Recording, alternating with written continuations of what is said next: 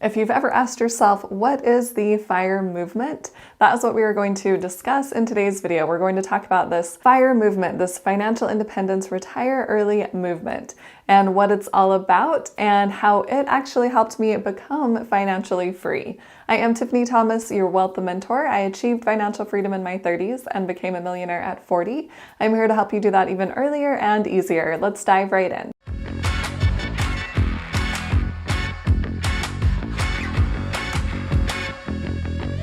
All right, maybe you've heard people talking of this FIRE movement, and you know it has to do with people retiring at ridiculously young ages, but you're not really sure how people are doing that or what it's all about. So I want to dive into that a little bit deeper today. So we will talk about the fundamentals of the FIRE movement, and then how you can actually achieve financial independence and retire early. And I'm going to talk about how I was able to do that, and then the different versions of the FIRE movement. All right, so very first, understanding the FIRE movement. Since the acronym for FIRE stands for Financial Independence Retire Early, it is this movement of people that have desired to retire early or become financially independent at younger ages. And so they came up with a way to strategically save a significant amount of money and also invest very aggressively so they could actually retire early. And maybe you've heard of a couple of people that were in the very beginning of this. One of them is Mr. Money Mustache. He has a great blog where he goes over numerous different ways to help you retire early and how he was able to do that. And he is very extreme in his saving and investing, but not everyone needs to be as extreme as Mr. Money Mustache. And then there is also the website affordanything.com by Paula Pant. She is another one that I found early on, and she talks a lot about real estate investing, which I found helpful since I invest in real estate and also the stock market. And there are a lot of other people out there that are part of the FIRE movement. So if you've heard of others, comment below and tell me one other that you have heard of. And in the beginning of the FIRE movement, it was more focused on extreme savings rates. So saving half of your income or even 60% of your income, and then investing as much as possible, as quickly as possible.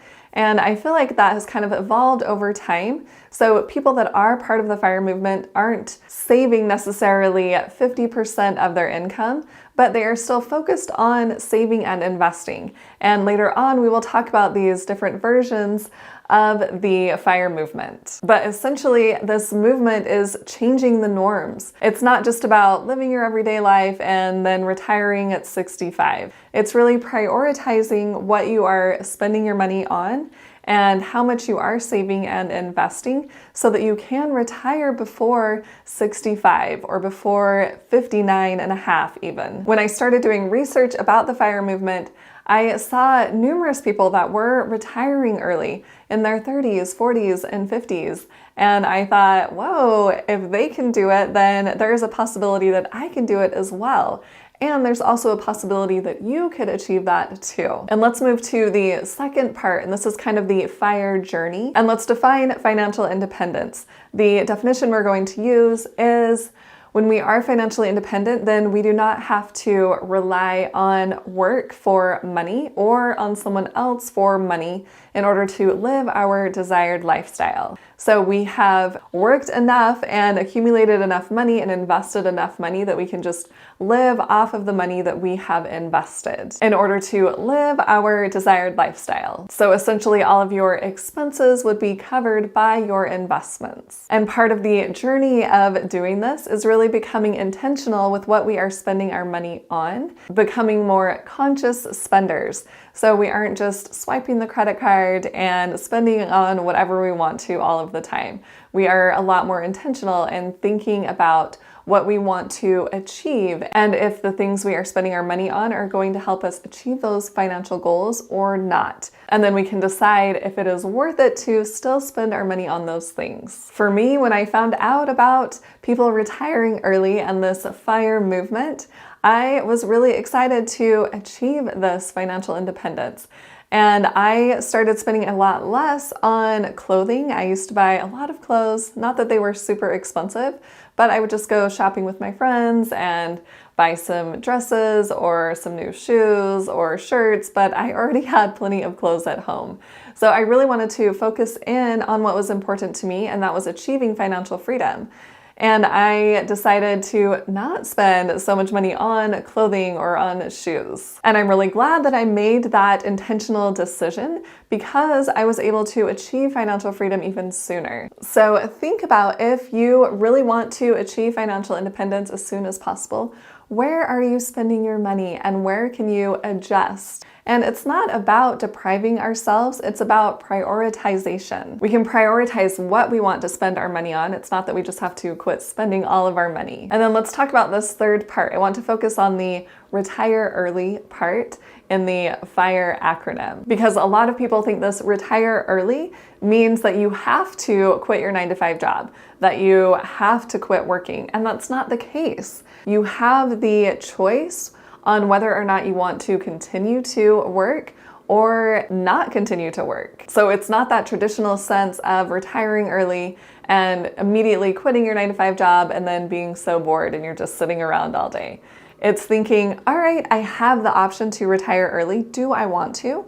Or maybe do I want to just work part-time?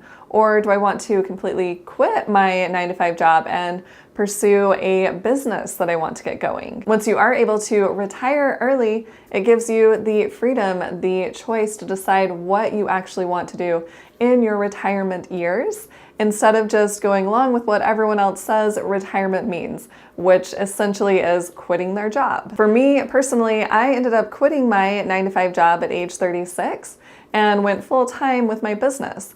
I didn't want to just be sitting around doing nothing all day. I still wanted to pursue my passion. I wanted to help other people achieve this financial independence. And I wanted to continue to develop and work on my personal growth and improve my skill set and be an inspiration and an example to other people. By pursuing this financial independence, I was able to completely transform my life. Not having to worry about making money makes a huge difference in at least my life, and I have read about others that it makes a huge difference in their lives too, because we aren't so focused on money. We are focused on things that we actually want to be spending our time on. It takes that stress off of ourselves and gives us a lot of flexibility and a lot of options. Okay, let's move to the fourth part, and this is the FIRE formula. So we need to know exactly how much we're going to need to invest in order to become financially independent and retire early. The popular formula used in the FIRE movement is taking your annual expenses in retirement and multiplying that amount by the number 25. And then that would give you the amount you need to have invested, not just saved or sitting in your savings account, but actually invested so that it is continuing to work for you over time. It's taking advantage of that compound interest. To give you a simple example, let's say your expenses in your retirement years are $40,000. That's for yearly expenses. So you would take $40,000, multiply that by the number 25, which would give you $1 million. You would want to have $1 million invested in order to become financially independent. And if you want more details about this 4% rule, I have another video for you. I will leave a link above. You can check it out later on. And if you are doing the math in your head right now, or if you are using a calculator and you're thinking, wow, that's a lot of money, I'm nowhere near that, toward the end of the video, we are going to talk about different variations of the FIRE movement, so definitely stick around until the very end. And when I discovered the FIRE movement, I definitely wanted to figure out my financial independence number, so I calculated that. And the thing is, with calculating this financial independence number, you can deduct any passive income or semi-passive income that you have from your expenses. So for me, since I invest in the stock market and in real estate, I have cash flow coming in every single month from my real estate properties. So what I wanted to do was to purchase one more property and create enough cash flow that I would cover all of my expenses through just real estate investing. And that's what I ended up doing. I purchased one more property and I filled that property with tenants, and I was able to create enough cash flow to have enough money in order to retire early, which is still very amazing to me because originally I purchased 4 properties. I've since sold one. And if you want more details about about that, I have another video breaking it down. I'll leave a link above. But nonetheless, with only purchasing 4 properties, I was able to achieve financial independence. And that is mind-blowing because 4 properties is really not that many properties. And the stock market did take part in this because I was able to purchase that 4th property by taking money out of my stock market investments and putting that toward my down payment on that property. And of course, you don't have to do it this way. You can pick the way that works best for you if you just want to do real estate or if you just want to do the stock market. And if you are interested in the stock market, I have a free masterclass where I go over how I can help you get started in the stock market. I will leave a link below in the description. You can click on that link and check out the free masterclass. Okay, and now let's move to the 5th part, and this one is challenges and considerations. There are challenges that are going to come up as you are pursuing your journey to financial independence. And I saw this with my own life. When I was looking for that 4th property, the market was already crazy and I had to look at multiple properties and I put in multiple offers. And the property that I ended up getting, I was actually a backup offer on. I wasn't even that first offer. So I felt really blessed when I was able to purchase that 4th property.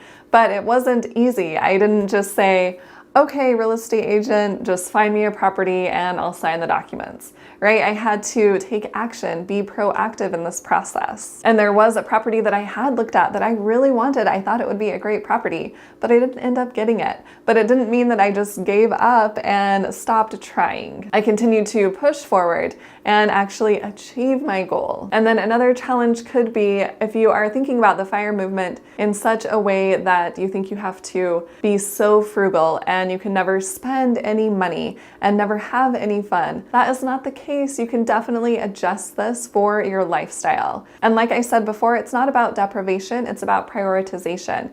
You can spend your money on what is really important to you and then cut back on the rest. And when you're going on this FIRE journey, just remember that things are going to come up. Things are not going to work out perfectly. And if you already have that mindset going in, then when those setbacks do happen, you're not going to be surprised and you won't be as discouraged. Of course, it's going to be hard. It's not going to be easy, but it will definitely be worth it. The journey to financial independence was definitely worth it for me. And you don't have to follow anyone else's journey exactly. You can create your own journey because we all have different circumstances. We're all in different situations. We have different mindsets. But the thing is, if we are focused on achieving this goal of becoming financially independent and retiring early, then that's where our focus is going to be, and we are going to figure out different ways that are going to work for us to achieve that goal. We're going to look for different opportunities out there. But if we don't even have that goal, if we just think, oh, I can never do that, then we're not going to pursue it. We won't see those opportunities. So make sure that if this is something you really want to do, then have that goal, set that goal, and take the action to achieve that goal. And realize that it may not happen as soon as you want, but also it could happen even earlier. You never know until you start that journey. And this is going to move us into the next part, item number 6. This one is tailoring the FIRE movement to you.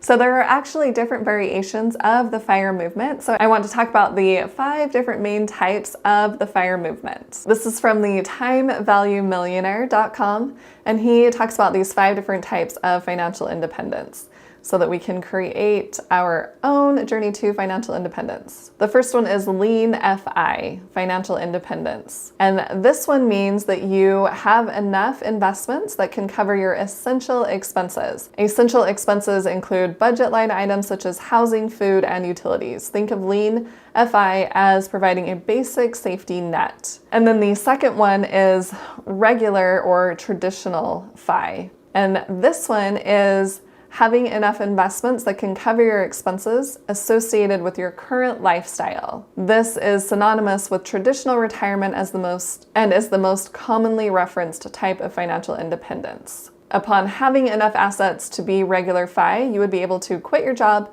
and enjoy the same level of spending that you have today. And this is actually the financial independence that I have achieved, regular, or I like to call it traditional FI. So I'm able to live the same lifestyle I was living as when I had my 9-to-5 job. And then the next one is FAT FI, Fat Financial Independence. And this is having enough investments that can cover expenses associated with a higher standard of living than your current lifestyle. And this one actually takes the longest to achieve, but enables the greatest financial flexibility down the road. And this is the road that I'm on. I want to have a little bit more of a cushion. And then the fourth one is Barista FI. And this one is having enough investments that can cover a portion of your current expenses today and supplementing the difference by working a lower stress part-time job. The name originates from the idea of working part-time at Starbucks in order to qualify for their corporate healthcare plan. And then let's just do a quick example for this. So let's assume someone spends $40,000 a year to support their current lifestyle. And then assuming a 4% withdrawal rate, that individual will need to have an investment portfolio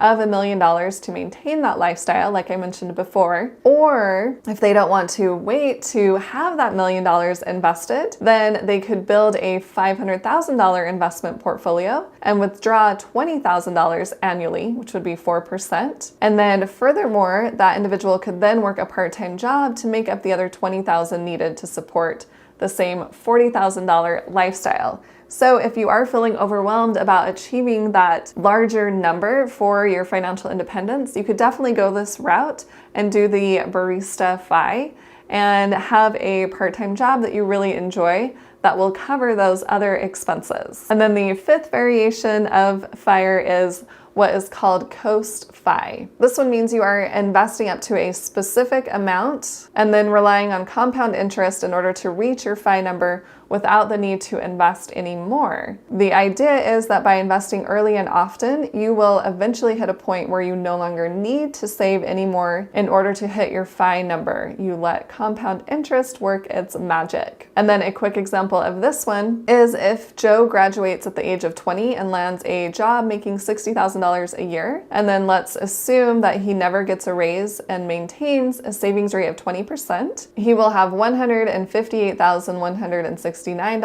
invested. And then if he decided not to invest another dime, he would actually have just over $1.2 million by the time he turned 65. So he is therefore coasting to retirement. Those are the main 5 different types of FIRE. So hopefully that encourages you a little bit. You do not have to go the traditional route if you do not want to. And comment below and tell me what your goal is. I'm curious to know. And if you found this video helpful, please hit that like button and share it with someone else who would like to hear this information. And hit the subscribe button to subscribe to my YouTube channel and hit the little bell to get notified on when I post new videos. And if you want to see even more great content from me, make sure and check out the videos on the side of the screen. Thanks so much for watching. I'll see you in the next video.